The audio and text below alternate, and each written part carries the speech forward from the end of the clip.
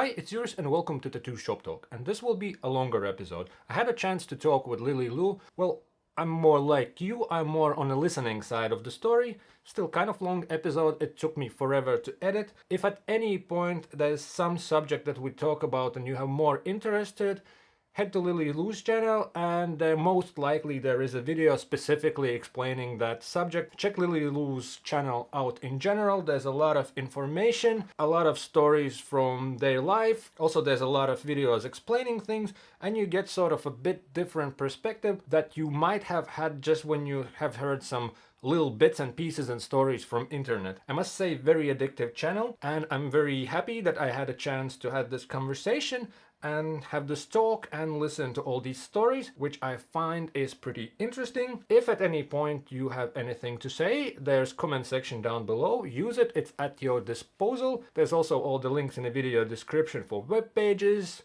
YouTube channel, all the social media. You can jump to web pages, see what's going on there. Check their merch section, check their workshop section. As I said, it's a longer episode. Get yourself a beverage, relax, and listen to the story. And this episode might feel a bit choppy. I didn't cut much out of the story. I only cut out all the ums and unnecessary ands and all that stuff, just to make it a bit shorter, more compact, because as I mentioned, it's a bit on the longer side, so I tried to compact as much information in there. It's pretty much our conversation from beginning to an end. Have it a bit shorter so you can at least try to stick to the end. It's a pretty cool story. I enjoyed this conversation a lot, so let's jump to it.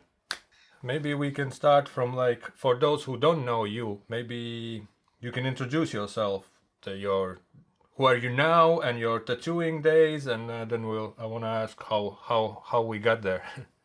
Yeah, I'm Lily Lou. I'm a filmmaker now, mostly on YouTube, docus, some other stuff. I'm a little bit known in the adult industry because I have a lot of award-winning sexual, erotic / porn art. It's very hard to describe films who was shown around the world on a lot of film festivals. But I'm more known under the name Little Swastika back in the days when I was a tattooist. I was tattooing for around 70 years and I retired, I think, 3 years ago. And I think I'm mostly known for my very brutal looking, abstract, avant-garde mix. I think I belong to the first row of the people when this avant-garde started, like very abstract tattooing on the body.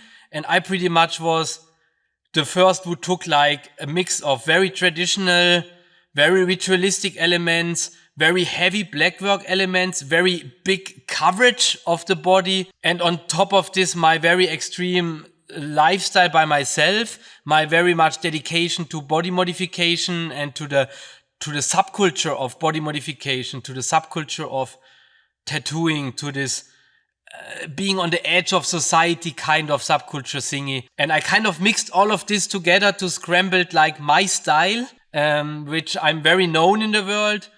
And within that style, I would say I progressed a lot my way of tattooing. In a way, I was working very, very fast, very effective.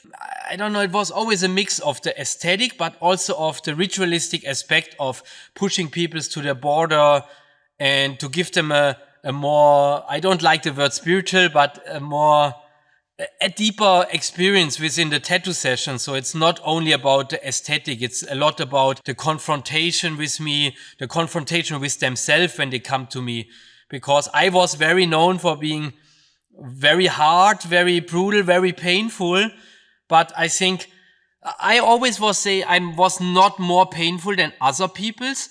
But when you think how much pain is involved to get an anti-red back piece, and sure, when I do your anti-red back piece in 6 hours, it's the same pain, but just compromised, you know. And then I push that piece in like 2 or 3 days together. So it's a crazy mindset you push people in. From this point, I progressed my tattooing into a more, I would say, visual art aspect. And I started putting multiple peoples together to create pieces who expand over the horizon of one single person. I triggered that out to the third dimension piece, who was a piece who ran over 10 persons. That was, I would say, one of the very first pieces in the tattoo history where tattooing become not this piece by one tattooist anymore, because I myself, I was more like an architecture of this piece. And it took me 11 months of planning, 11 months of daily thinking, daily planning, how I can make a piece in that size with all the logistic what it takes, from 4 tattooists, 2 helpers and 10 peoples. So that means 16 peoples involved in one single tattoo, to puzzle all of these elements together, from the logistical aspect, from how you mentally prepare the peoples, how the healing, how all of the stuff comes together to make this piece realistically happen. Yeah, the tattooing itself was only 32 hours. We tattooed it in one session. That's a different story. But people think like, oh, that's crazy, tattoo that in 32 hours. But that's the thing that most people don't see behind the surface, don't see the 11 months I spent within my mind to make this happen. And it's not only the 11 months, it's the, I would say, 15 years before, all the experience I gained from making hundreds of back pieces, bodysuits, making double back pieces, making the tattoo over 3 peoples, over 4 peoples, all this experience to push myself to make stuff like this happen. And yeah, I would say that's, me as a tattooist. There was like a lot of other projects together with bands, together with art exhibitions. I kind of liked always the idea to take tattooing as just one part of my artistical expression. And I made a lot of books. I made a lot of exhibitions, paintings, digital work. I would say I expanded my art on a lot of mediums. But the last 2 decades, I would say, tattooing was like my number 1 medium where I was exploring the most, and that's why probably I pushed it the farthest I in my perspective could. I followed your stuff. I don't remember how long, and I think around the love tattoo, I kind of got lost. I was like, okay, now it's 4, and what will be next? And there will be more. Yeah, I think the love was 2012, something was the love piece. Felt like not that long ago. I think the love piece, I had 3 or 4 years in my mind before I find a way to make this reality, you know? Because, you know, you are tattooing yourself. It's like, you know, doing a full back piece is already like a lot involved, but doing like 4 back pieces in like pretty much one sitting, it's like so much logistic behind it. It's like, I would say the first time I started exploring that big pieces was drifting me completely away from like what this normal mindset of a tattooist. When you have one client and you work on a client, it feels so different. It feels so unnatural in the beginning. And still, yeah, I don't know. I had like always these weird ideas in my mind, and I was not so sure if it's even possible. And one day I found ways to try it out. So I have a question about that big piece, the 3rd dimension. The design is entirely yours, right? It's your brainchild. How did you choose tattooists who work on it? Like, or you just have them at your disposal, or you were looking into some who wants to do it, or how? Because not. No, yeah, I teached I teached 4 peoples in my life, 4.5. No, it's the 5th person is here in Thailand, which I tattooed entirely my style of tattooing. So it's a little tricky because I have tattooists working in Thailand. They got taught by me. They never done a single normal tattoo in their life. So I don't know if it's good or bad, you know, but the thing is, I was so far away from tattooing at some point. I could not teach normal tattooing anymore because I cannot do normal tattooing. I started black gray, I started color.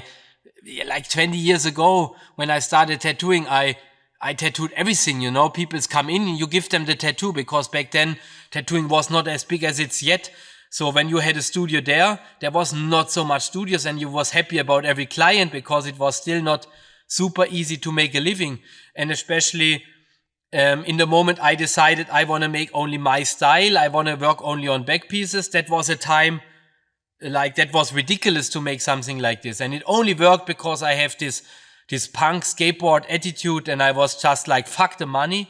When I tattoo for free in the evening, after I tattooed like stars and tribals in the day to make my living. Then I tattooed like my style in the evening for free, just to build up a portfolio, to explore myself. And it worked somewhere out, you know. I never needed much money. I never spent much money.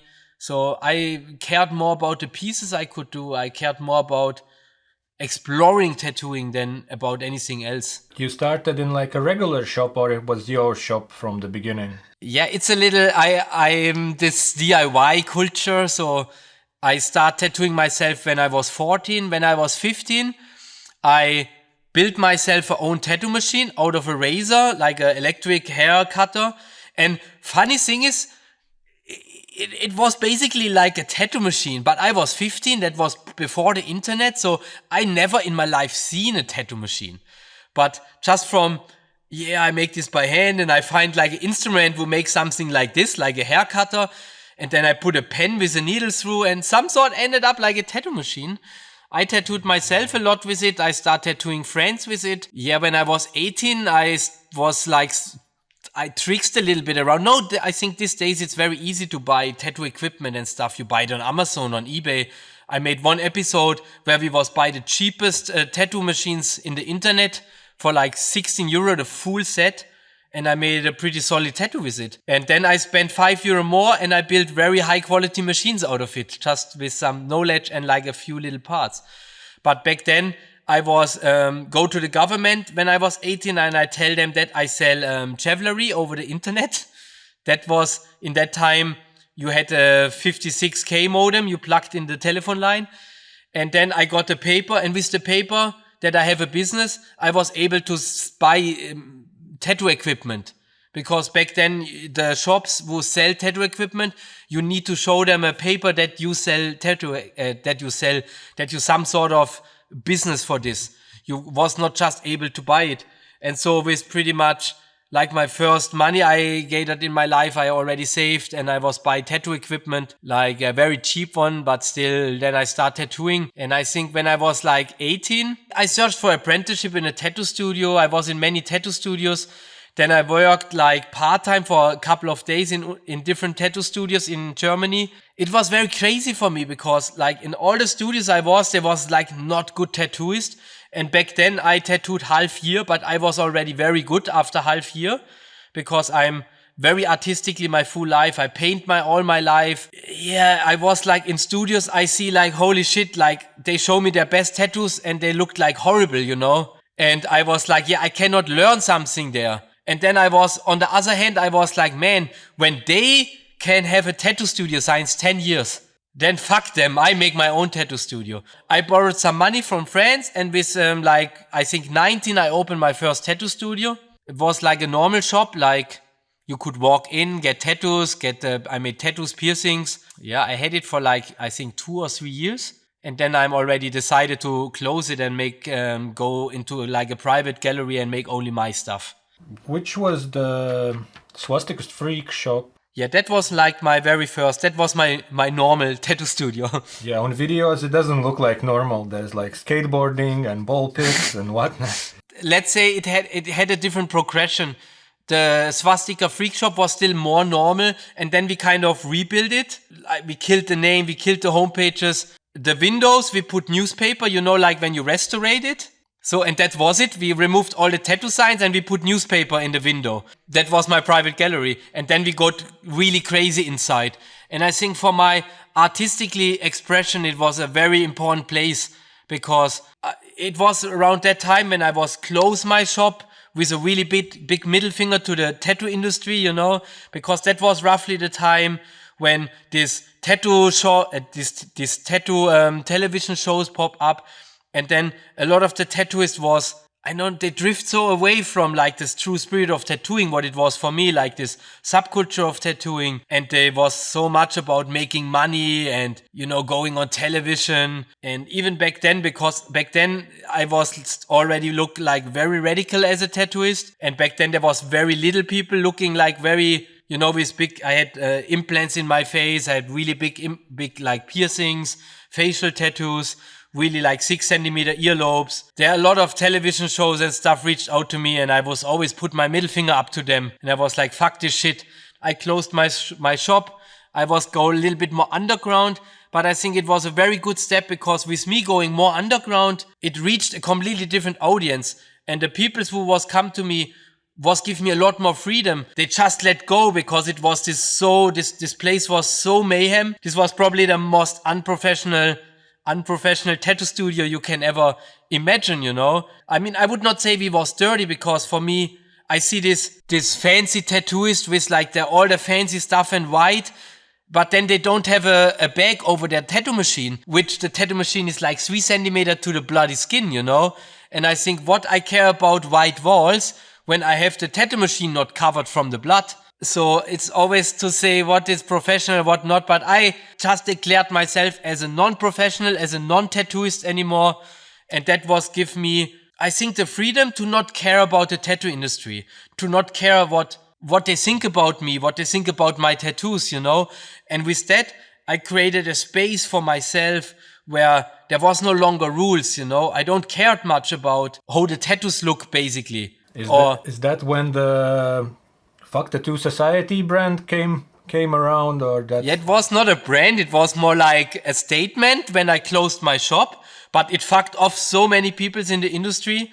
I always like the irony behind, because then I believe in when you're good with something, you let your work speak. I was like joke about the tattoo industry and about every magazine and medias, but all the medias was constantly coming to me and wanted like make interviews and print stuff. I was give very, very little pictures and stuff to the medium. And it was very hard for me because I know at some stages, I had different stages. I didn't give interviews for 2 years because I progressed with my art on the skin. When I created like my art like is most known with the brutal abstract style, with the heavy elements, I made 3 years. I locked myself in. In that time, I created 6 double back pieces and I didn't publish any of the double back pieces. And then I go back to media and I give them 6 double back pieces and like 20 crazy back pieces like never anyone seen before. Then I give it free and I didn't share any of this, nowhere in the internet, nowhere, anywhere. And I think that had a really big impact because in that moment I reached so much peoples, and that gave me a next step of opportunities. A next step of new people's coming who was coming directly dedicated for the new stuff. And that, on the other hand, give me a lot of new freedom. So it's very hard to say. On the one hand, yeah, I never was a big fan of social medias as a tattooist. But on the other hand, I know it was give me personally a lot of opportunities I would not had otherwise. Maybe I would have figured them out, but it would have taken me a lot longer, you know. Is it easy to find customers for those big pieces, like when you find 4 people who like the same project, or you have your own community? For me, it was very easy, you know, because my waiting list was, I not had a waiting list. I never liked the idea of waiting list. I never liked the idea of booking myself a year before, because I'm a very free person I don't know what happens next month. So I never made bookings more than 1 month. When you would wanted a piece from me, you would write me and you have luck or not, you know, because I had one price for a back piece. It was the same price for everyone. You write me a cool email at the right time when I was like, make bookings, or actually it doesn't matter when you would write me a cool email with like a cool idea what you have and I want to do it. I'm free next month because I not make booking longer, because I like to have my schedule free for stuff like this. Yeah, so I had a lot of people, they tried for many, many years to write me, but they write always in the wrong direction or in the wrong time, or they not write me like a email would kind of touched me. Because for me, as I say, tattooing is something very personal. So when I not feel a connection to you, it makes no sense for me to tattoo you. When you write me, hey bro, I want a tattoo from you. Yeah, fuck this, you know, because for me tattooing is a little more. When you like would have researched about me, you know that I'm a very weird person and that I have my own very weird way, and you would either like it or not. And when you like it, you would kind of write a mail like this, you know, a thoughtful mail when it's important to you that I tattoo you. And then it was never a problem. So when you really wanted a piece from me and you was a little bit thoughtful with it, because it was important to you, then you would probably have a session with me like 2 weeks later. Even those like, 10 people were no problem to find? The 10 people's, let's say the double pack took me very long, because this was a silly idea. I was not even thinking if I'm able to do this as a tattooist, to make a large piece like this, you know. So it took me many years to bring me to a point that I was able to make back pieces in like 10, 15 hours. So I know, because you have two peoples, you always have to put them together for the markings, for the way how I build up my pieces. It's always step by step, layer by layer. So there I never posted, and I wanted, and I was not so sure how it will look. I was not so sure if this idea I had, that it looks really like one piece and not just like two tattoos on two peoples would like some sort of fit together. So that's why I never was make it public. So I only asked people which writing me directly. Then I was like, yeah, you know, when you have a friend who also want a tattoo from me, I will make you a super good deal, you know, like, yeah, almost for free. But I have this idea. But back then, no one have ever seen that. So it's more difficult to convince someone to this. But after I had the double back and some people write me, I made the first row of interviews and people see double back pieces. I find there was a couple and they had a friend and they write me, so I made the first threesome. And a day after I made the threesome, I was like, okay, I want to I had this idea from the love tattoo, like this vision. And I want to make a love like as big as I can over 4 peoples. And I made a post that I need 4 peoples and I give a shit where in the world. I don't will charge, I will come and I will make this piece. And I'm free next month. 1 month later, I made a love tattoo, you know? Like 1 day later, there was a girl from Italy, fried me, and she posted that and she found 3 other people from Italy. And I was like, okay, I'm free in like 3 weeks. And 3 weeks later, I drive to Italy. And in one little apartment from one of the girls, I set up 2 workspaces for myself. And then I tattooed the piece in like, I think 33 hours. In one go? Like without break? No, in 3 days. Cool. And your style itself, what inspired you? Or you've been drawing the stuff? Life. When your stuff started to come up, I haven't seen anything like that before, but I don't know, maybe there are some art or something that where it comes from. So it's all your... It's a mix. It's very interesting because when my roots is graffiti. I was like make a lot of graffiti when I was 12 to like 16. I got catched a lot and like, you know, like the real stuff, illegal and trains and this stuff. These are my roots. My roots is scripts. My root is, you know, yeah, graffiti is all about scripts. And I love scripts. And when you know that this is my roots and you look at my tattoos, it's like some sort of connectable, you know. And when you then know that I was pretty much into this ritualistic tattooing, into black work, traditional, modern black work, then this is just like a full mix of what I liked and what was my inspiration and my life, you know. My first bodysuit was entirely a more traditional bodysuit. I have Polynesia tattoos. I had from every kind of tribe. I had every kind of, from hand booking, hammering, all kind of traditional tattooing. I have like 150 sessions with monks on my body.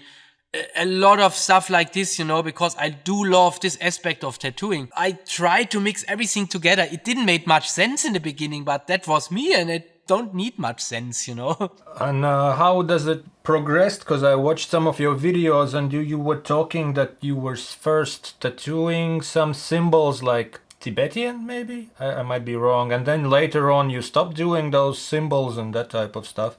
How your style have progressed in general? The Tibetan culture is a very, very important culture for me. It was like one of the most inspiring philosophies of lives. And art inspired me. I made the Tibetan art book as my homage to keep some of the Tibetan art alive. I used a lot of Tibetan script. I learned Tibetan calligraphy. But no, the last years... Wait, I think I have something here. Yeah, no, the last years I progressed my own script. And it's called Psy script, and it's in the homage to the Tibetan script. It's a kind of a collaboration in my eyes from the way how the Tibet peoples write their script and all of my crazy triangles and symbols. Because at some point I was like, you know, I don't know. Yeah, I love calligraphy and I kind of love also respect some other cultures. And I don't like anymore to use their script because it's very tricky. you make some little changes in your calligraphy freedom, but then you change the meaning of it. Yeah, when I have my own script, I don't have to worry because I make the meaning of my script. So I have all the calligraphy freedom I have. All my inspiration was always live. Everything what surrounded me, all my travels, all my journeys. I was travel a lot to Asia. I spent years of my life in Asia, especially in the early years of my life. I traveled to all the historical Buddhist places where Buddha had his first talk, where Buddha had his enlightenment, where Buddha died, at the grave of Buddha, at the residence of the Dalai Lama, and so on, And all of this inspired me. And then in that area, all my work was a lot more Tibetan inspired. There's a lot of Tibetan pieces exist. There was my Tibetan art book come out. So I have different chapters of my life, different chapters of my real life, where I was going in 3 different journeys in my life. And this completely reflect in my art. My art always reflected in my tattooing, because then people write me and they're like, oh, I want this Tibetan stuff. But then I like, yeah, but I'm behind that farce. So then I send them to like one of my guys and I say, they all teach by me. They tattoo at my place. That's the closest I can give you. But right now, this is not the area I'm in anymore. And it makes no sense for me to give you that piece, because it's not me anymore. Because I believe in progression, and I don't like to go backwards, I just don't like. And I had always so much more people wanted pieces from me than I could actually tattoo in the time I had, that I really, as I say before, it need to fit from both sides. I don't want to make a piece to you which I'm not 100% behind it right now, because it feels not right for me. Because in every piece I ever created, I put a piece of my heart inside. I put love inside. It's more for me as same, it's the connection to the peoples, the meeting with the peoples, to give them a little more. And I only can do that when I know I can express myself in the way I am right now in my being. Life is all my inspiration I always had. How long did it took you from when you started tattooing, when did you develop your style and you could choose what you do, and you didn't have to do stars in a day anymore? Yeah, it's a little funny because I could not choose, but I decided to choose, So that means from the financial aspect and from the risky aspect, I completely screwed myself with a lot of times I make these hard decisions. I know I could not support myself with tattooing only my style from how much money I need to make. But then I was like, fuck it. I just eat very little the next half year, then maybe it works out. And it's the risky steps, You never know. But I never was afraid of the risk, because on the other hand, I know also that in the moment I shut out everything else in life. I have 100% focus on my thing, and then my thing have to work. So I will put more inside, then it can grow much more than when you make something beside, And you mentioned that you were doing your stuff on your free time, so basically you dedicated all your time to tattooing. Yeah, I think it's similar. I tattooed beside. I was a gardener. I learned gardener, and I tattooed always after work. But at some point I tattooed every day after work, and I made more money with tattooing than I made as a gardener. And then it was like, okay, I become a tattooist. That was an easy step, But then I was still tattooing like all kind of crap, which I basically, in the beginning it was fun because I enjoyed tattooing, and I enjoyed tattooing everything because it helped me to develop my skills, because for me tattooing is a lot about craftsmanship. I'm very good with building machines. I had my own tattoo lines, and I make workshops about tattoo machine building, and I teach a lot of people about tattoo machine building. And I think my style would not exist when I would not have the knowledge about tattoo machine building than I have, because that was give me even the possibilities to create tools who make it even possible to create that stuff I created, because with most normal tattoos, you're just not able to do that, It was kind of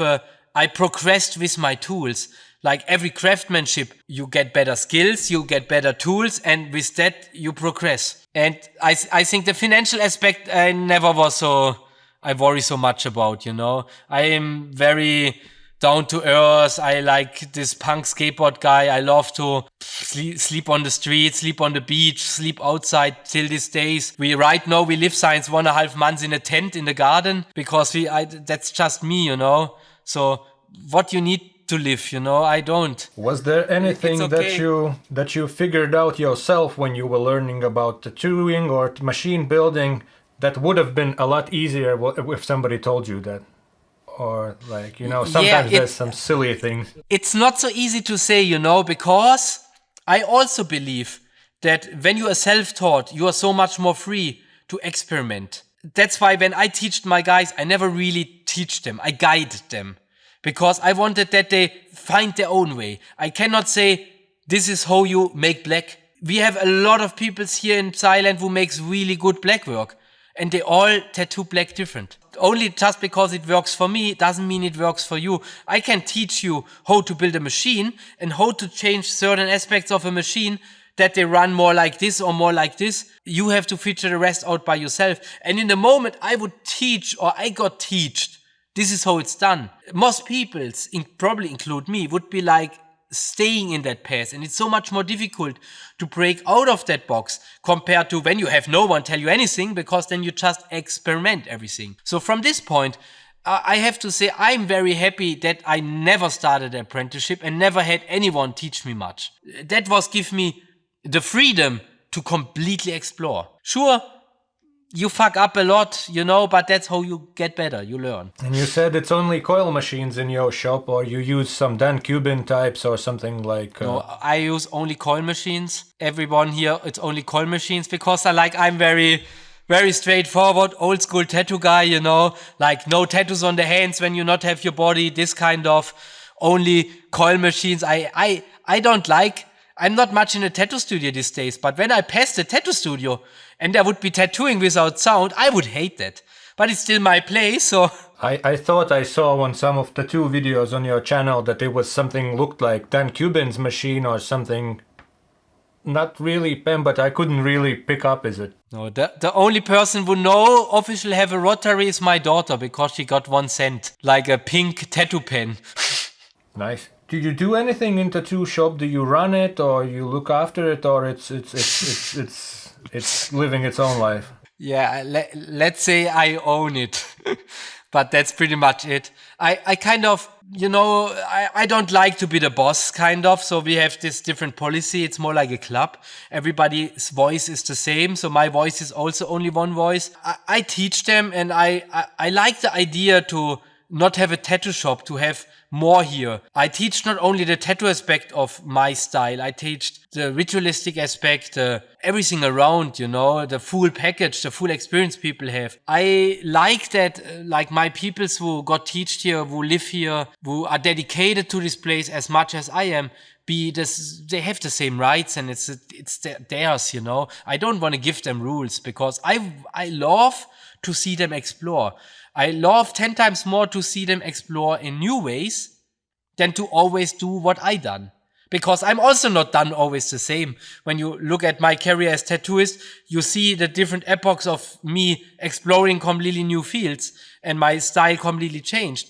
And I love this, and I love to see that on my guys, so I don't have any much rules, They have more talking in the tattoo studio than I, because I don't tattoo there, I don't create the atmosphere there, just because I spent there 2 minutes in the day passing by there, because there's my printer, that's it.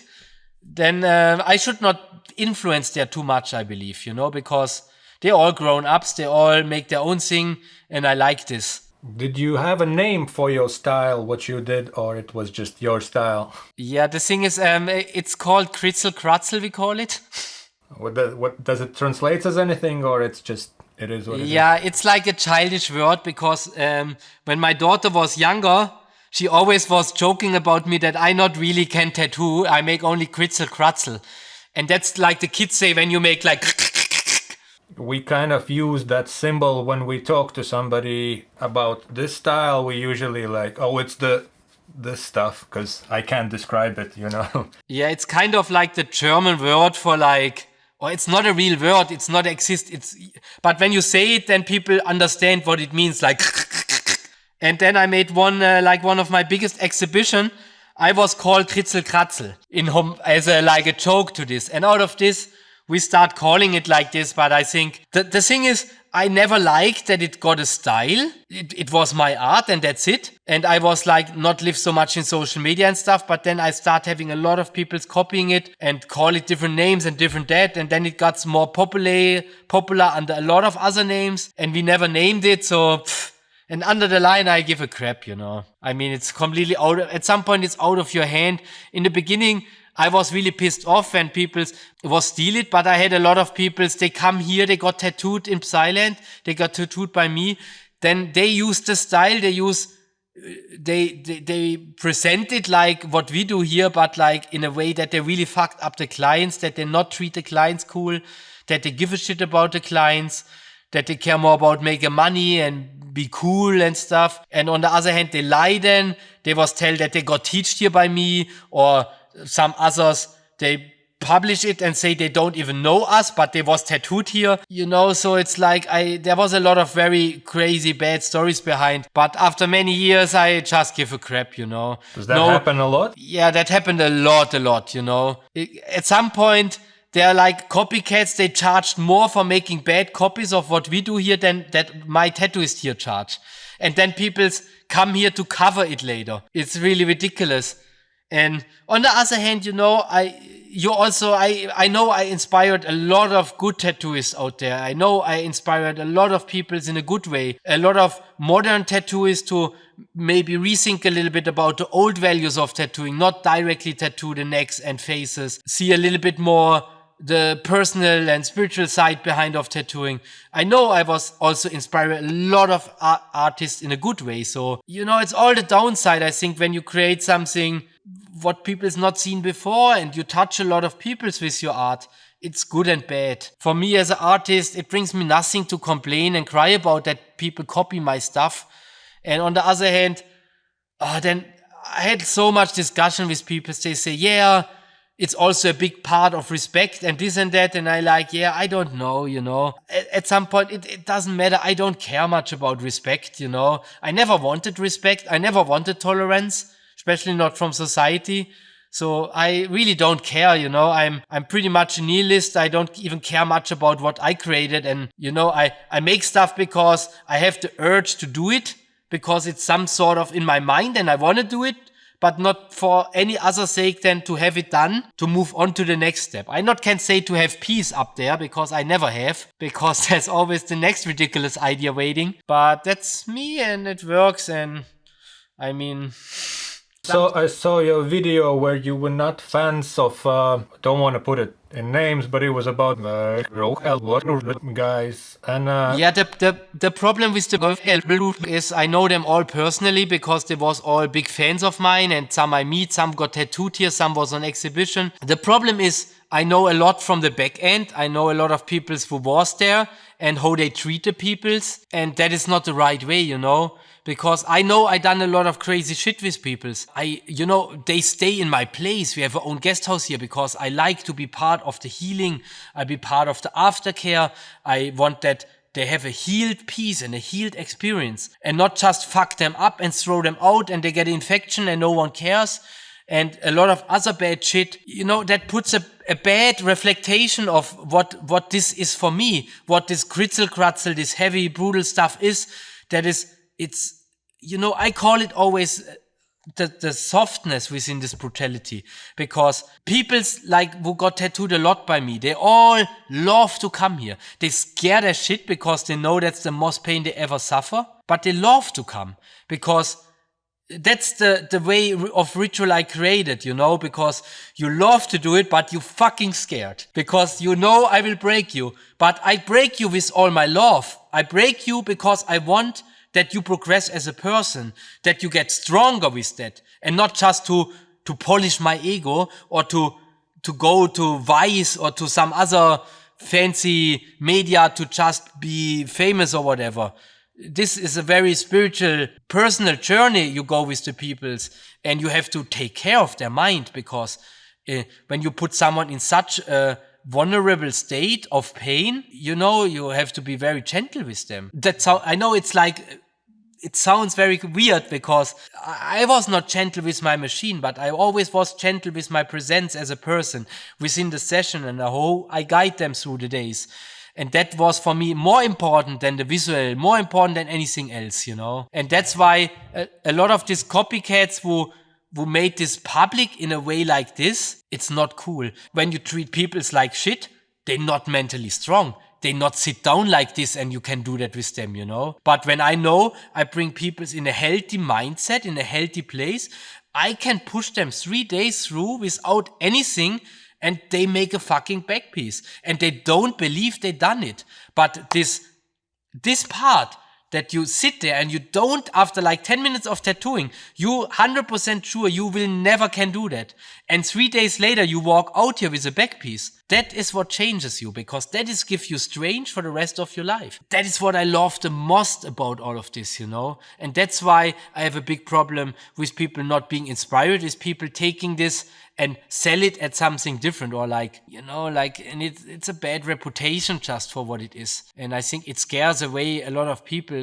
And that's also one of the reasons why I start being much more present to media, and why I was deciding, in the second chapter of my life to use this kind of medium as my medium. That other stuff is more like for the shock value of it. From your channel, I see that your customers, it's more like this journey experience. It's the whole process. It's not just getting tattoo. It's more to it. You already explained it very well. Yeah, I don't like the shock value.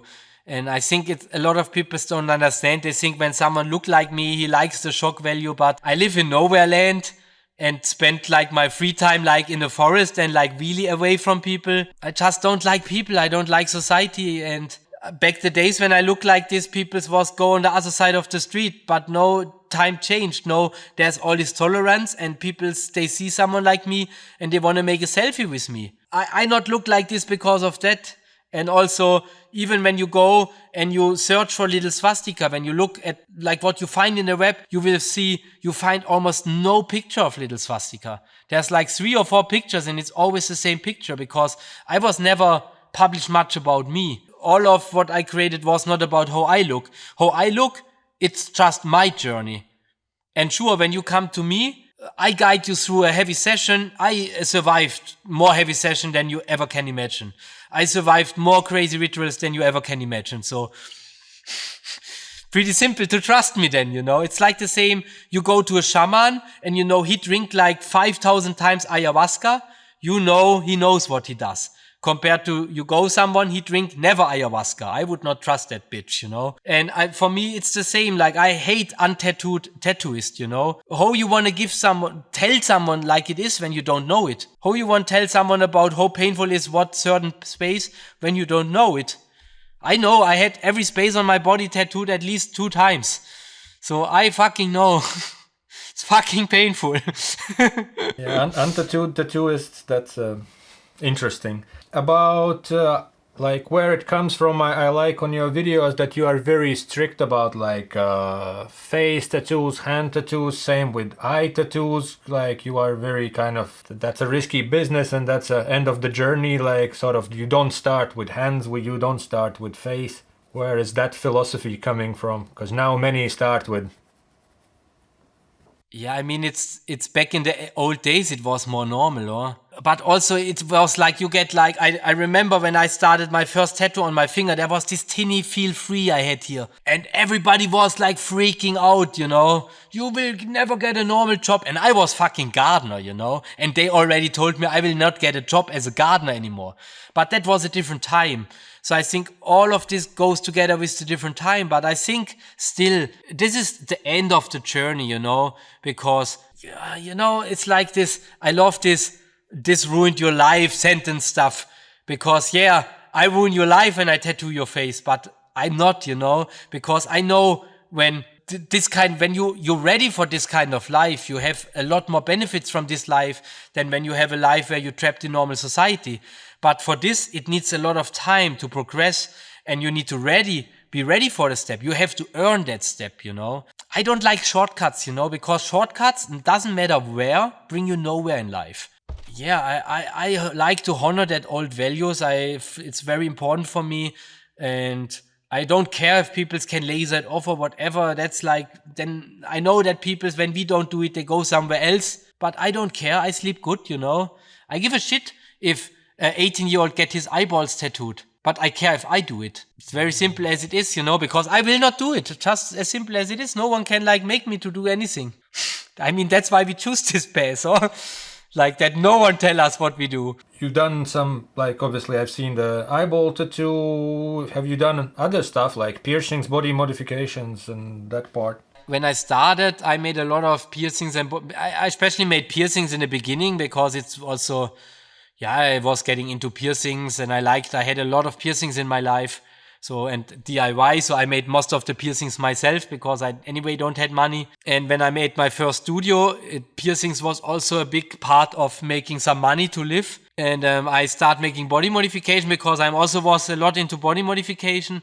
But I very early in my path, I stopped making body modification to other people. I stopped piercings and I was just fully dedicating myself on tattooing. Because this was my love. My love was become tattooing. It was the one thing I could express myself with my artistical perspective the most. So that was what I chose. And then I let everything just vanish. Sure, over the last 2 decades, I still make some body modification from time to time to friends, to family, because it's fun sometimes, but I not in a commercial way. The same with suspensions. I love to suspend peoples, but I not make it in any commercial way. There's no people can write me and ask for suspension because either way I know you and I want to give you that experience or I just don't. You just cannot buy me, that is long time gone. Yeah, that was my kind of next question because it's a lot of on your channel, a lot of suspension stuff and suspensions at your place. The one of your guys who did 20 something suspensions, then it's that with the behind the boat with the parachute. Because we love suspensions, And I planned some really crazy stuff. This year, I cannot speak about it yet because it will be probably the most surreal thing ever done on hooks. So I'm scared. I'm really scared, really scared. So the parachutes is nothing at the moment. That is nothing compared to what happens down. I just told my colleague today, is oh yeah, they did with parachutes, and she was like, what? How? Yeah, but I mean, for me, rituals, it's very simple. You cross a line. For me, I love, one of the biggest passion of my life is crossing a boundary, a border, within the limitation of my mind. To understand that your mind is so limitless, that everything what you think you cannot do, you can do, everybody can do. But most people are stopped within that limitation of their box. I love to cross that border. But let's take a normal suspension. You think you not can hang on hooks. You see that and you're oh, I cannot do that. But then maybe you are curious. Maybe I can do it. Maybe I want to try it. Because, there's nothing to lose with try something. You are more further than most people when you give it a try. Doesn't matter what in life. When you say before, I cannot do it, I not even try it, that's the saddest thing, I think. Then you're the biggest loser. You're not a loser to try and fail because there's no failure in trying. In the moment you make a normal suspension and then you figure out you can do that. You realize, wow, I had this experience when I was 18. I made a suspension. I was not thinking I can do that. And then I got the hooks in. I stand there on the ground. I was and we was 3 friends. And we just get hooks made somewhere and we got a pulley system and we made it all by ourselves, DIY style. No idea what we're doing. Never seen a suspension. Never even seen a video of a suspension. And at the end of the day, we all was hanging. It was not the most pleasurable suspension, but you believe you cannot do it and you done it. This is such a great, awesome feeling. But the thing is, the next time you do a suspension, you know that you can do it because you've done it. For someone like me, when you love to cross the border, the border shifts, So every time you cross the border, you border shift. What I do with suspensions seems very radical for most people, but it's not more radical that when someone who never done a suspension do a normal suspension, because it's the exact same process in the mind. The same hard for me to go over my border than for him. Maybe a little bit more effort with what I do know, but from the mental aspect of it, it's the same.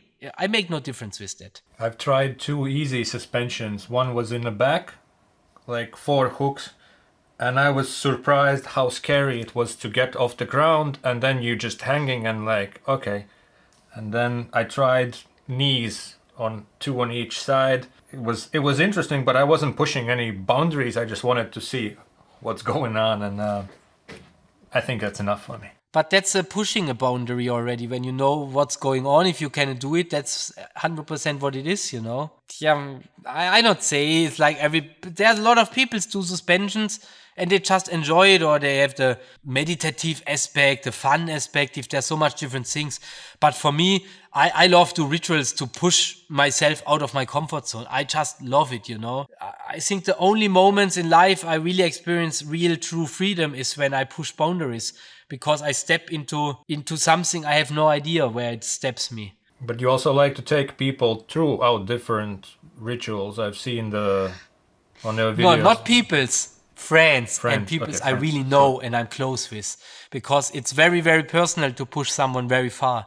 And the more radicals the rituals go, that's why, I don't know if you see that freefall suspensions we do when you jump down on the hooks. Yeah, it's with the rope or with the... Yes, with a rope. So, you know, like when all the normal suspension what happens here in silent, it's not pretty much me doing that. It's like my crew or some people's doing that, friends, because it's a nice place here. And I love to like have a day in the garden and there's something like this happen, you know. When I don't like it, I just go in a different place here and I don't see it. I don't mind, you know, but I love this.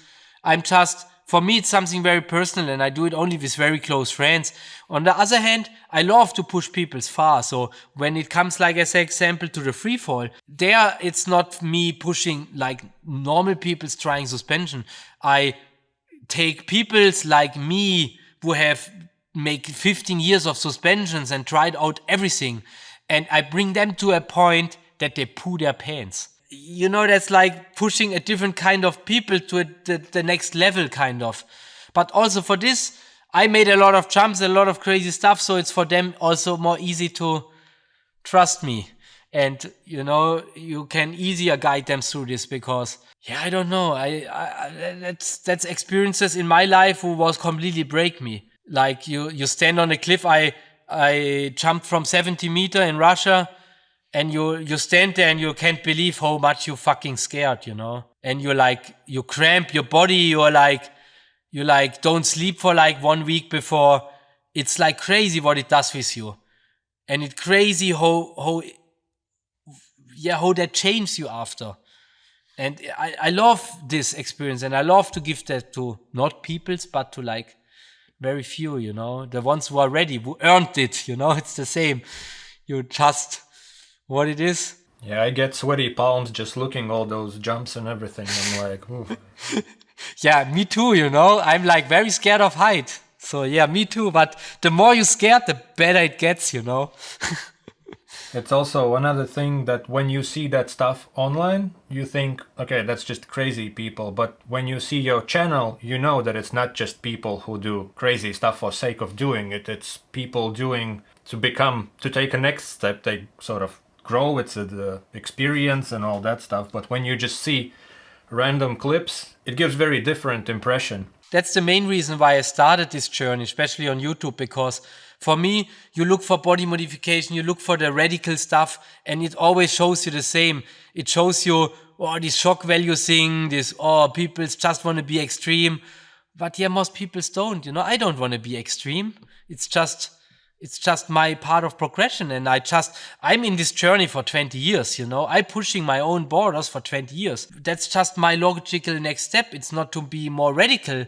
It's just because this is my quest.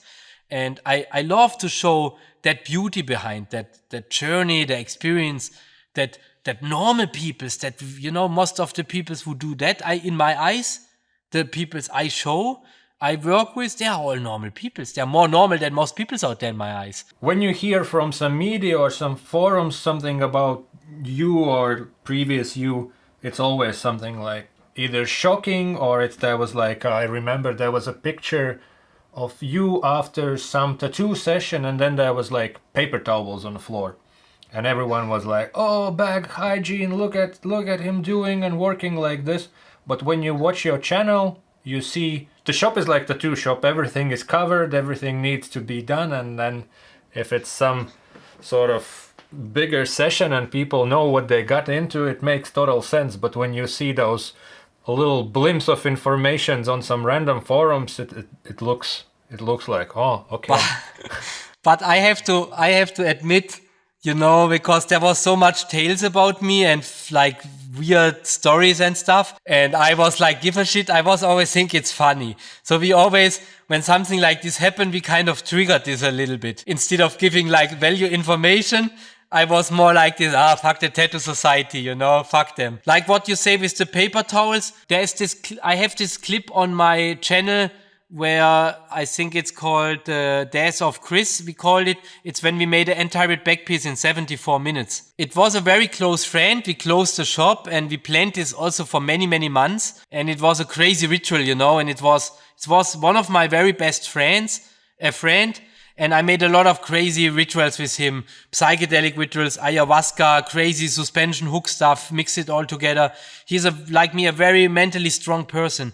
And he have his full bodysuit from me and Gerhard Wiesbeck. The only thing what was left was his back piece. So we kind of finished his bodysuit with this crazy ride, with sitting down one time, like made 100% coverage of his back in 74 minutes. But when we was done, I don't want to publish anything from it, when I released the video on my channel, it's 6 years after when we done the piece. I never speaked about that piece before because I was so scared that people try to take that record and they really harm someone, because this was my fucking one of my best friends. He slept in my bed the days after. I sit with him in the bath tube to clean him. I sleep next to him and take him like every 10 minutes the blanket away because he was such in a fever rush that he cooled down. So we slept in a cold room and I take care that this bitch not cover up and that his temperature go down, and I shower with him and I took care of him like 1 week. And that's the stuff people don't see. That's the stuff, the risk aspect. You just not can tattoo someone in 74 minutes a fucking back piece and not take care of him after, because this completely, we break him like never anything broke him before. And he is also someone, he searched his full life for stuff to break him down in the knees, but that was like the toughest fist punch he got ever in his life. And you have to catch the peoples after. I never wanted to publish a picture from the piece and say, this is done in 74 minutes, because then it would trigger a lot of the copycats to like go more radical. And it was not about the being radical. It was about his journey and the experience for all of us and for him. And that's why I waited 6 years and then I made a small doku about and talk about it. But, and after that, we had the shop was look like crazy because we made a lot of tests. How we can improve to tattoo that fast. It's not the tattooing itself, but it's the stuff around. It's like a pit stop with the cars, So every time you would have to turn around to look for the trash to put your paper towel, that takes you 2 seconds. And like 4 people, 2 seconds on each of them, that for like 1 hour, that's a lot of time. So what we done was, we cleaned the shop. I had our cleaning lady there waiting. So we tattooed. And the cleaning lady was like, go 2 times over the full shop after. Because we say, we not even try to put trash bags. This will be mayhem, And so we build our own chair for this, We built cup holders around the chair so that it doesn't matter where you was, you had ink. You'd never need to look for ink. We had helpers, so you put your arm up and they put your tissue in the hand. So you not had to grab for paper. You just was full focus on tattooing.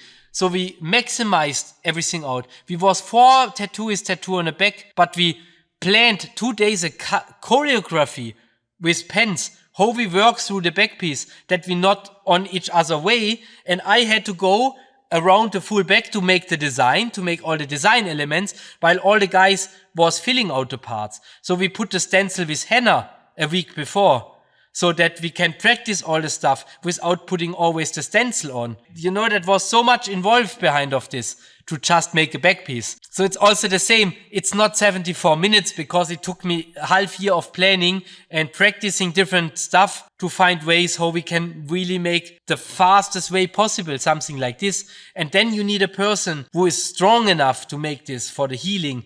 My friend, he make special diets 3 months before. He's a very healthy person. So he bring up his body of the full potential of his health even before, to be strong enough for this, also for the healing. And, that's all involved in things like this. And Crazy, yeah. And all what we published to the world was like a picture from the full shop full of paper towels, bloody shit. Everybody who knows us was like, holy shit, there's something epic happened. And everybody who don't, just another story, you know. Technical stuff for the 10 people for the third dimension, there was also, I saw the whole preparation was very technical, like just to put the stencils, and there was some viewer on some boards and cameras and iPads and whatnot. That all also looked because that's also why it's called the third dimension, because I created that piece out of the third dimension, first from my mind, and then I had to put my mind like over everyone, also over me, you know. It's like when you create a really big mural, you have to always go away to see the full piece. And the same is like this. The tattoo was 2.5 meters big. That was the tattoo. And it works only from one perspective, you know, because you go a little bit, the bodies are like curved, so there's no straight lines. This full piece works only out of this one perspective. Yeah, there was a lot of technical stuff involved. Alone the stencil. It was a 2 meter stencil with 40 A4 sheets. 40 sheets of stencil. One stencil. You know the technical aspect on putting something like this over 10 people, that it later fits together? Yeah, you have to figure that stuff out.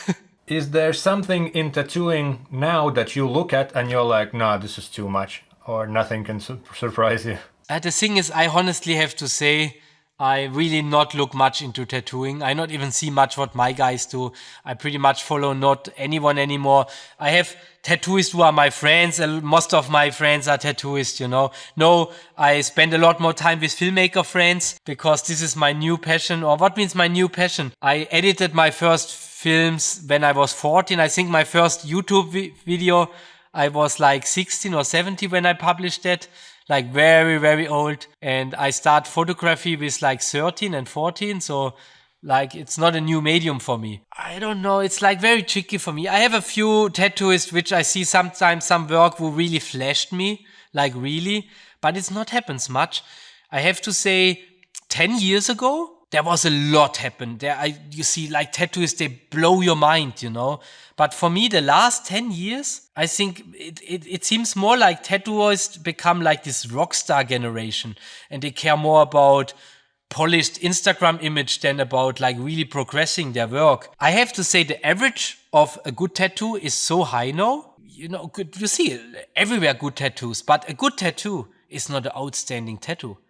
And it's hard to say because like 20 years ago, a good tattoo was also a good tattoo. Sure, when you look at it, no, it's not a good tattoo anymore. But back then, it was a good tattoo, you know. Back then, a good tattoo was a good tattoo. But then in all of this, there was on a constant level, there was outstanding tattooists popping out. You see work like, wow, you never seen that before. And that on a constant level. But these days, you don't. You see a lot of polished, high quality tattoos, but you know, like not something was what you really like, wow. Makes you fucking speechless, you know. I didn't see any of this like very long, you know, like very few. But back then it was really cool. I would say 20 years ago to 10 years ago, like, wow, there was so much progression happening in tattooing. Like the level, the new genres of tattooing, tattooists who make styles you never seen before. It's so crazy. Like what you say when you see the first time my style, it's like, because it was not exist, it feels so different. You see something like this and you never seen that on skin, and that's why it feels so wow, you know. And that's why then I was getting so known in the world and had such an impact because it was just not before. And in the same area, there's so much other tattooists who done the same because it was just not happened before. But this day, you make a really high-end, super realistic color tattoo. Yeah, we've seen that a million of times. Doesn't mean it's a bad tattoo, you know? And I would not say it's impossible to create something new, because I think we all at the point, you think everything is there already. Every generation thinks everything was there. There is not something new anymore. Because that's the beautiful thing about something new. It not exists before. The first work I think that impressed me of yours was it was a back piece. I think it was a character with a sword or machete made from little symbols long time ago, and I was like, wow, this is something so different. And then few years later, it was again different. Yeah, because I love the experimenting aspect, and that what I told you before with not sticking to my own box. I like the idea to smash my box and explore, I love the exploring part, crossing boundaries, however you want to call it. Few more questions on the list. About the shop or Psyland in general, which part is Psyland and which one is shop, or it's all one thing? It's very confusing. Yeah, it's a very confusing place, It started that I saved, since I was 18, I saved money to have this. I love alternative subcultures. I love like true alternative life, alternative living cultures. I always dreamed from having my own place where like I have like all my freedom, what I can do, And so I start saving money very, very early. And while probably like most people I know was making party and stuff, I was only like tattooing, painting and saving money. And then I was by this crazy old farmer house, 200 years old with big barns and stuff and a lot of space. And we built a tattoo studio inside. We built a guest house inside. I live here. And 2 years ago, we was by the neighbor house. So the neighbor died and then we buy the house. So we just explored and it's just a constant progression and it brings new peoples in and more people's living here now. It's start becoming more like a community. It's good. It's nice for me also to see it progress. The tattoo studio itself is only like a small part of it. Now we have a big film studio here as well. We have different offices for the different things we have. Till yet, the YouTube channel is more like my biggest passion about the filmmaking journey because it's the most personal for me. It's, I think, the one where I will probably the most can touch peoples and I love kind of maybe inspire peoples in a good way also, in a way they're stronger, stronger for whatever they want to do. We have also the big porn business. And that we have a couple of offices and stuff here, and some other filmmaking stuff. It's good that you mentioned all the adult stuff in the beginning, because it's before somebody gets excited in comments and like, oh, I've seen them doing stuff. Why is Silent 25? What's the 25 in psychedelics and especially LSD was having a big impact in my life. I quit every kind of drug when I was 18 and I was living for like 5 years, I think, or 4 or 5 years, very super hardcore straight edge. I not even drink caffeine. I not even take ibuprofen. I think I'm now 18 years, my conscious is 100% free, 100% clear. And the thing is about, I was come over shamanic rituals to psychedelics. And psychedelics, I mean, sure, in the eye of society, it's a big topic. I want to not dive too deep inside. And I know it's a drug and whatever you want to label it, but there are a lot of drugs, they take your conscious. And there are drugs, substances like LSD, like clear LSD, or ayahuasca, DMT, who enhances your consciousness, who different, I not would say it's not a drug or whatever you want to call it. I don't care, but it makes something different with your mind. It definitely not blurs your mind. I think that a lot of people would benefit from the right uses of substances like this in the right circumstances, but also it can do a lot of harm, especially when people think it's a drug. And normally drugs get used because people not feel good and they want to feel good, but when you not feel good, and you are in a bad place, and then you take LSD, then something bad happen. The chemical formula of LSD is lysergsäuredyethylamide 25. So the 25 is in homage to the LSD, because for me, after I had my first LSD trip, it was very crazy because I not hallucinate, but you start watching at something you have in front of you, and you look at it different. It's this different perspective, this break down your box, like your full life, you see a tree, but at some point, someone like you grow up, your childs are so free. Childs are like, oh, beautiful. I love childs. They see a stone and they play with the stone. They smell this. The stone is everything. There's no limitation of what this stone is because no one made a limitation of this. But then there comes the adult and say, yeah, it's just a stone. And from this day, it always will be just a stone, And LSD was helped me to become child again, to let go of my social poisoned view of reality. Hard to say, because a stone is still a stone. But I learned to look at things differently. Things will surround me in life. Inspiration, life, it's everywhere. A fucking stone, fucking surface. I cannot tell you how much pieces influenced from surface, from me staring on the ground, watching on a tree. That's why I'm barefoot. I never wear shoes, because I like to feel what I do. Even it's painful, even it's uncomfortable. I don't have to be fast, Fast is not what my goal is. But I like to go with conscious in life.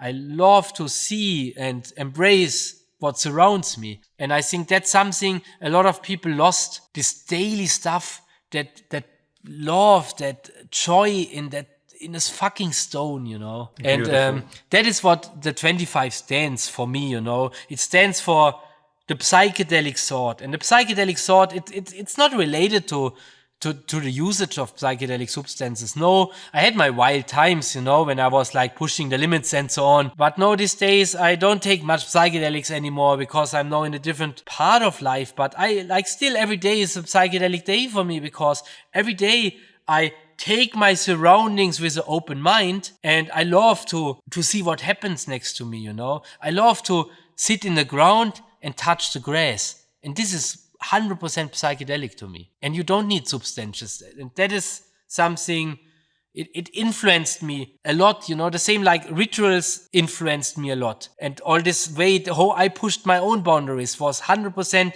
influences the way how I work with people, and how I push tattooing, and how I pushed my art.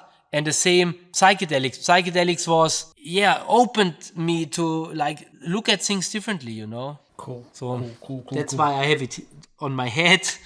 I have it like everywhere. It's like my reminder, Question that I saw somebody asked.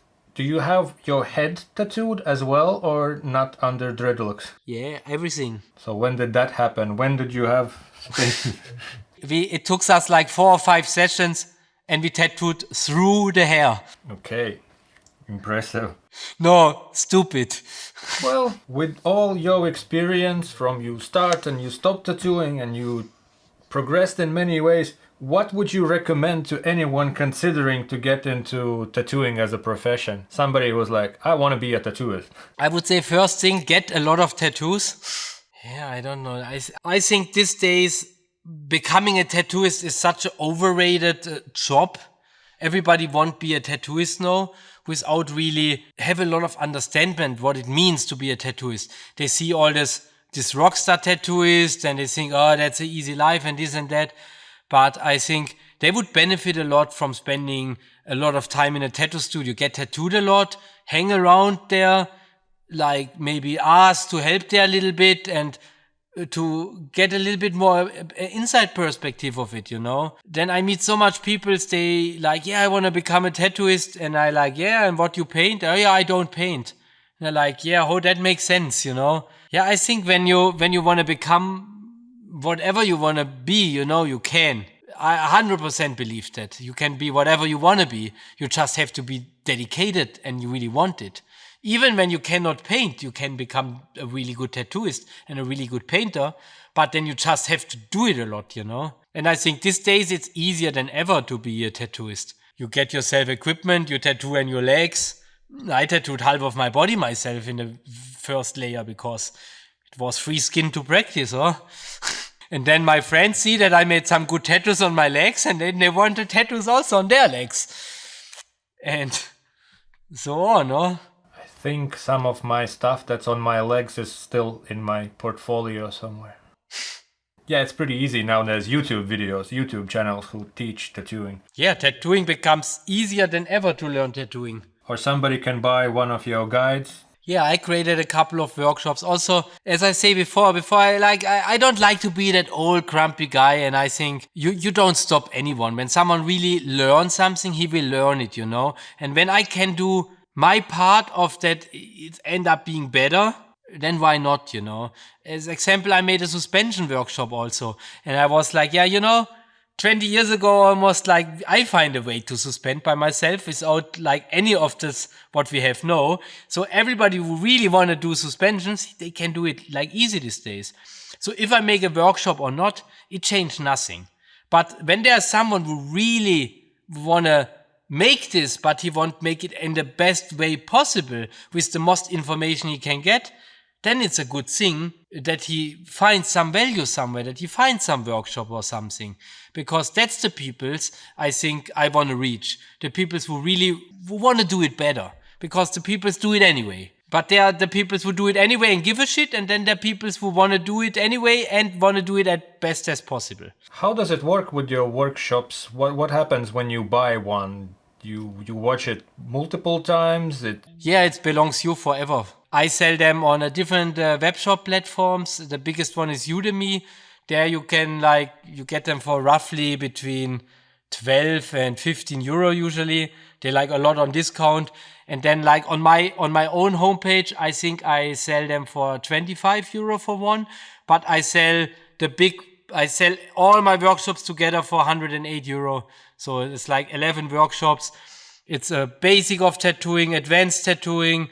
It's a handbook tattooing. It's about tattoo machine building. I know a lot of tattoo artists was by that course and they're really happy about because I share a lot of knowledge who took me 20 years to progress, which I worked together with a lot of great machine builder and I exchanged a lot of stuff with them and I made a lot of knowledge from that. And I have a lot of courses where I explain about the graphic aspect because a lot of my work was very graphic related.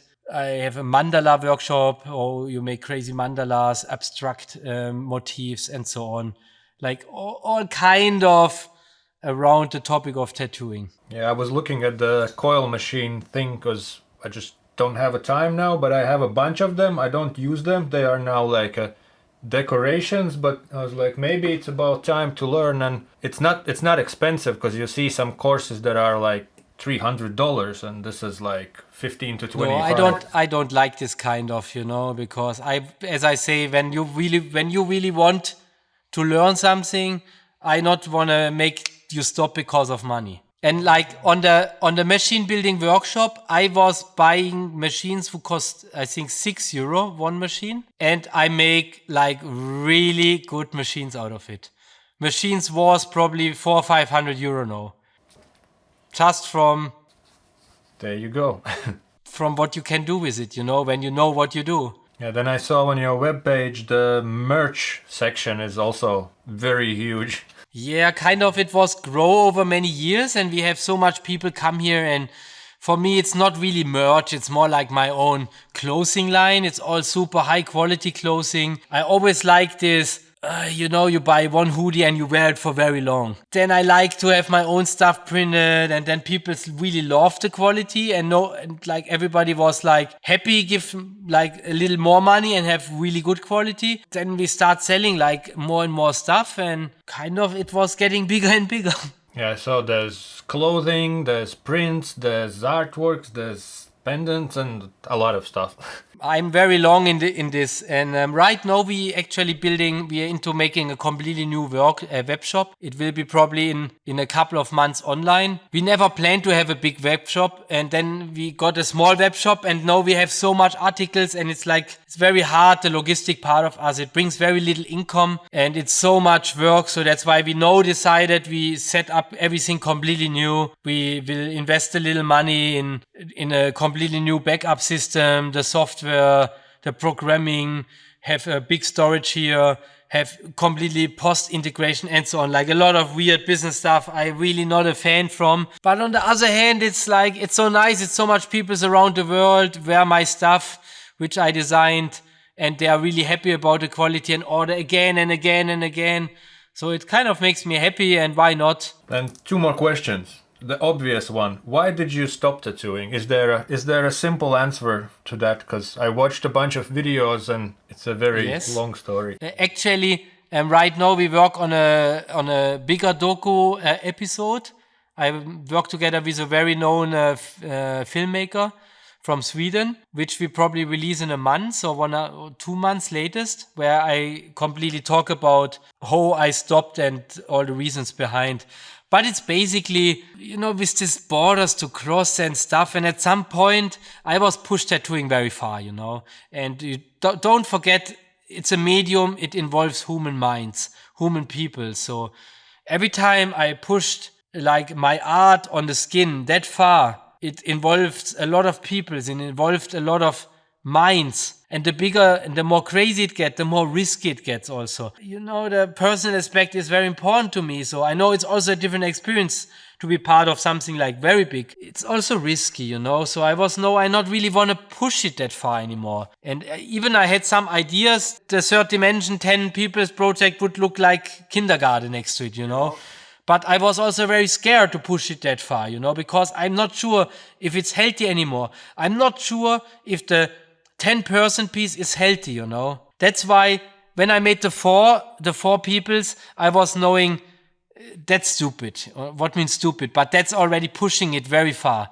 to make a single tattooist something like this. On the other hand, I was know that probably at some point someone will trying to make something more crazy, because that's what the peoples do. And I was thinking maybe it's good before I leave tattooing, I will make a statement with something big, something that big like the third dimension, which no one even imagined ever to try to copy that. So I don't have to worry about the risky part that someone else make something bad with it, like bad in the point you work on 10 people's, like, in such a speed and such brutal way that you really also, there could be real damage done. I mean, we know that we grown up, you tattoo a full back piece in like one day, like that's a lot of risk. To have 10 peoples together in a session, that's a lot of risk, of cross-contamination, have so much peoples around. But on the other hand, I love pushing the boundaries. So I know, like me, continue pushing the boundaries in tattooing get at some point very dangerous. And on the other hand, normal tattooing was not give me so much anymore.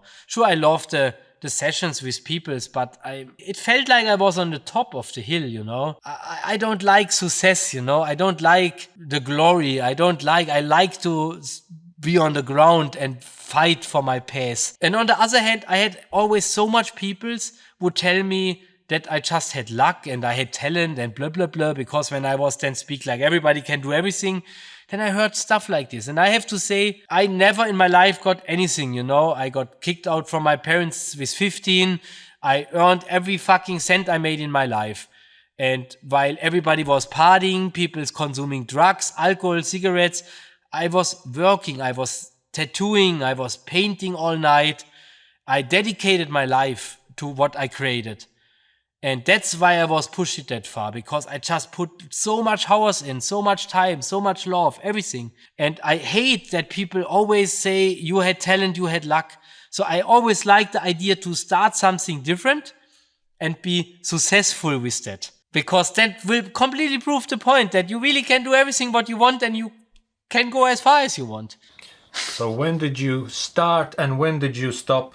I mean, start is a bit sketchy to tell when exactly you start, but you have a date when you stopped tattooing, right? Yeah, I stopped in August 2019. And started 17 years before that. Yes. And what have changed now when you're not tattooing? What's the... The thing is, I was speak about stop tattooing years before I stopped, I have this urge, there's so much great artists out there, and some, in my eyes, as a good artist, you have to stop on the peak of your career, on your best. Before you start repeating yourself, before you start get boring, also for yourself. So I kind of like this idea to not like start repeating myself and you have it all seen. So it was come together. But on the other hand, it was a very scary step because I had like the life I ever dreamed from, to let it go without any real income, without any, I don't know what really to do, I don't know how to really make money with filmmaking. But on the other hand, I mean, that's what I pray for. That's what I always say. That's the risk you have to take. I mean, most people are scared to get like jump off from a normal job. Man, I jumped off from like the absolute top of the notch dream job I ever had. I worked with the coolest peoples, make whatever I want, get paid pretty good, had all the freedom I ever wanted. That was my fucking job. And I like crossed it. Do you miss it?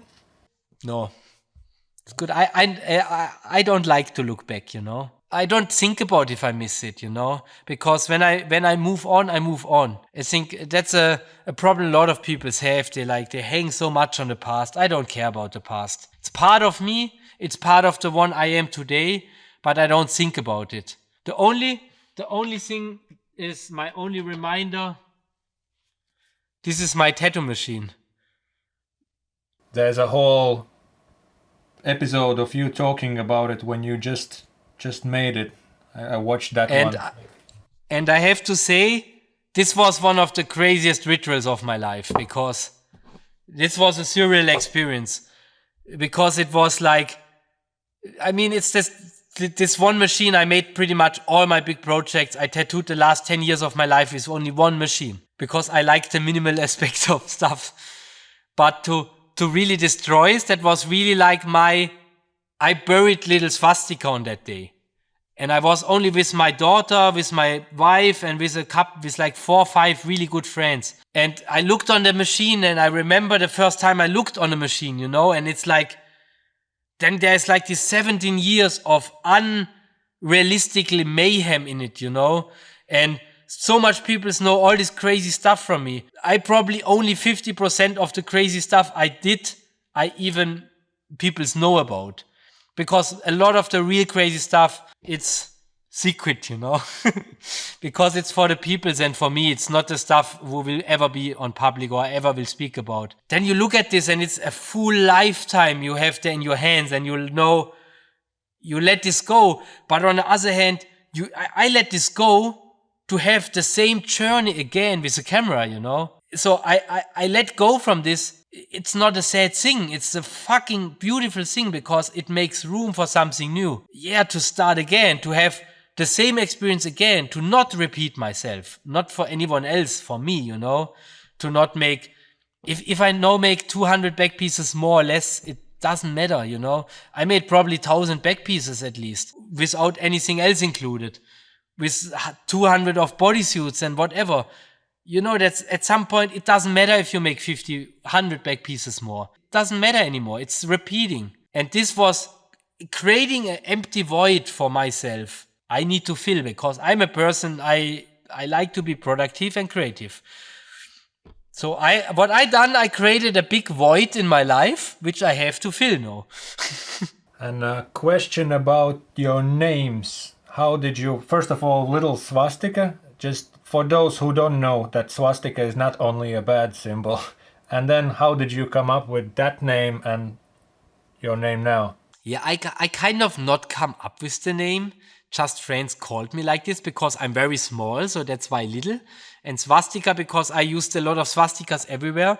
But I have to say, when I was between 18 and 22, I was a very, very radical person, like this punk, hardcore, skateboard, straight edge guy, full on against society, and like trying the hardest I could to be as much on the edge as possible, to find my way and question really everything. And then I come to the swastika. I like, what?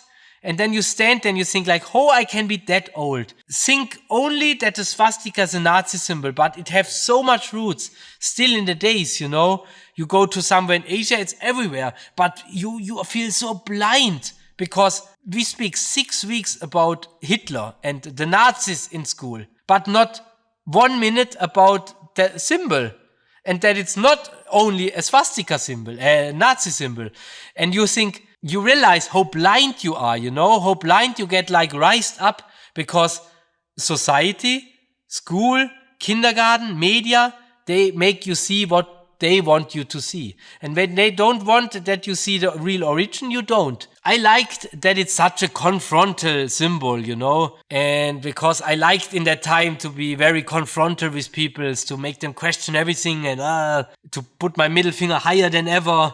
So I like to, back then, wear like t-shirts with like big massive swastikas on it. And especially I was in the punk scene, I was in the hardcore scene, in the hippie scene, like everywhere, but nowhere really imprecise. And everybody hated me, But on the other hand, I give a shit if you're like, I love subcultures, but also subcultures are also nothing else than societies, sub-societies. They have their own roots and rules, and when you not follow them, then they don't like you. Yeah, that was all come together. So I start using a lot of swastika, and all my friends call me then little swastika. And it was more a joke to joke about me because I was very small. But I don't know. I not take stuff too serious, and I was thinking it's a funny name, and then I start calling myself like this. Yeah, that symbol have very deep roots, so for anyone interested, they should look it up. I actually wanted to dress up today, but it's warm. But I have this shirt which is by some designer Versace, but the pattern is like this. So there's also a little... Yeah, I mean, you find the swastika everywhere. It's like crazy. And your new name? Well, it's not that new anymore. How did you... Yeah, it's very simple because when my daughter was born, I wanted to call her Lou as name. But then my ex, she was like, go all crazy that this is like a own from me invented name. This we cannot do, it's too short. So we give her as a second name. Her name is Lou. So her name is Maya Lou. At some point I was married, and my ex, which I married, she comes from New Zealand. So there she can change her name. And she was like, yeah, you want to change... whatever name you want, because here in Germany we cannot change our names that easy. Long story short, she changed her name to the second name of my daughter, so I can have the second name of my daughter as my last name to have more connection to my daughter. So then she changed her name to Maya's name, and then I marry her, so I got my name. And Lily, I don't know. My daughter was called a lot of stuff Lily when she was younger. And I always was think that's a really cute name. I like this character idea, we all play characters here in the society. If we want or not, we all. I mean, Little Swastika was a character I created, I'm everybody who knows me, me. I don't need a name for me. And when I'm in society, when I talk with people, then I like this character. I like to paint my character and make it look funny because I like funny stuff. And when I started the next chapter, I was thinking it's very interesting to create a new, you start a new game, like Monopoly. So you start new, so you can choose a new character. And here I am, huh? When you said that you are kind of little, I remember I bumped into you in one of those BMX, in essence, those where the suspensions and body mod seminars. Yeah. And when you said you are not big, I remember that from your vlogs you look taller than I remember you in person. But it was like I bumped into you because I'm little for 5 seconds, and I was like, wow. And that was first time when I saw somebody with tattooed eyes. I was like, oh wow, I'm looking at person with tattooed eyes. But that was like 2012 or something like that, or 13. Yeah. I have one of the oldest tattooed eyes also. I belong to the first 20 in the world, so very experimental back then. Because you see them on internet and it's a different story. When you see in person, it's very impressive. Well, now it's more common than it was 10 years ago, but it's still an impressive step. Now people are chopping their noses off to look different, so... Yeah, but, that's this... Yeah, I don't like where all of this leads us, because also there it's like under the line it's very bad for the reputation of us, of people who like really going in an extreme path, because for me it's a lot about the journey. I'm a very healthy person, I eat a very healthy diet, I make sport every day, I don't use drugs. I would not have modification who really handicap me in life. Because it's like, you chop off the nose and you need all the hairs and the stuff. It's just important. The same with the ear. My ears are, my ears are very chopped up. Yeah. But like the inside of the ear, I don't touch, because that is what I need for hearing. And I love music and I love audio. So I like, okay, the top, I don't care. But like everything what really matters for me for listening, I not even have a teeny hole there. What's your body modification that, what's your favorite one? Yeah, I have to admit, for me, it's not about the aesthetic. Maybe my first bodysuit was about the aesthetic, but then everything becomes poor ritual, poor experience, poor pushing the boundaries for myself. The aesthetic was not there anymore at some point. At some point it was, I like the aspect to look as unhuman as I could because I feel very unhuman. I feel very unconnected to the humankind at all. I don't know, it's part of progression. I get it and it's out of my mind. And then I get the next thing, it's out of my mind. Yeah, at some point, I don't know, I got so much modifications on my body. I got so much stuff, you're just losing track, it's like, I don't know. What did you do with your teeth? It's just I'm looking and it's so. Is it like I got a glitter, a pink and a green one. Because the black, I got like kind of, I have many years the black and I was like, I want something gypsy. Like the gypsies have like a gold teeth. So my psychedelic gypsy style is to have a glitter pink and a glitter green now. But what is it? It's just the whole thing changed? Yeah, it's all ceramic. Mm-hmm. So they kind of replaced my full mouth. It's a very painful process. Okay, I trust that. When I got the black, it was 12 hours over 3 days, 12 hours of drilling in my mouth. That's a lot. That's hardcore. Nothing I want to do again, man. And then I found a special dentist. It took me many years to find a special dentist who can make something like this. So it's a special ceramic, which they get black like this. And also the pink glitter one, it took us now a couple of years to feature techniques to make something like this because it not exists. Even more impressive. I had like a list of questions and with one answer you answered to 5 of them, which was pretty cool. Yeah, I know. I give many interviews before. You said you invented some techniques that you never heard before in tattooing, that like lining with magnums and that type of stuff. Yeah, like lining with magnums that people didn't done before. Back then, like people's not even used much big 15 magnums or bigger stuff for tattooing at all, So it was all very experimental in the time, and all the 4 or 5 people who was make avant-garde tattoos, like Lionel Out of Step, Noon, Kostek, and like they're all friends of mine. We're all from the first generation. We made a lot of exchange, tattooed each other, and they all tattooed like with small liners and all these like small pieces. And like Jan Black was the one who made probably the biggest pieces with sometimes a little bit of black inside, but then still like half of the back, only one teeny line. And I kind of always loved this abstract way, but for me tattooing was something more brachial, something, as long as there's skin, there can be tattoos, I would not want to waste my back for like 5 lines. Let's say it like this. I want to get as much as ink as possible. So that was always like my intent. I experiment a lot with tattooing then.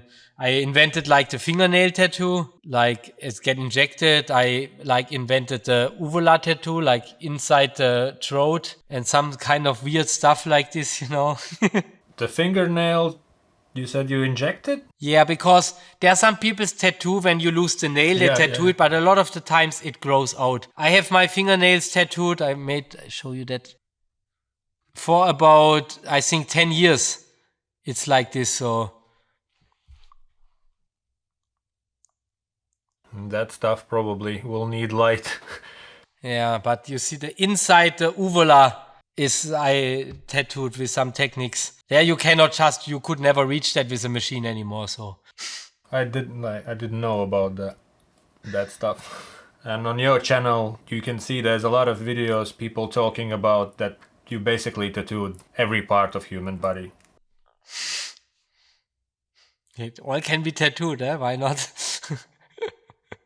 I remember back when I was getting a little bit more known for my more radical pieces, I started making front pieces and I tattooed over the nipples. But back then no one tattooed over the nipples, and then already the people freaked out because I tattooed over the nipples. That was silly time. But no, happy, a lot of tattooists tattoo over the nipples because I think it looks so stupid to have these nice front pieces with the nipples sticking out. I know one guy who on his photography pictures painted out with marker because he hated how it looks, because he have full front like with some geometric stuff and just 2 nipples. So on pictures he paints it off. Yeah, I basically always plant the nipples in the heavy part of the tattoo so they covered and you don't see them at all. Well, I personally don't have nipples and no navel, you know. No navel is really. I like the look. I love the aspect of this unhuman kind, you know, because when you get born, this is your connection to your birth, kind of, you remove. I just don't like navels, I guess. Yeah, I'm also not. It's optimizing the body. Cool. I think that's it from my part. Yeah, so people should do the usual like, subscribe, check channels, and do all that stuff. So thank you for spending this much time on this. No problem. Was fun to talk with you. And peace out. Pew.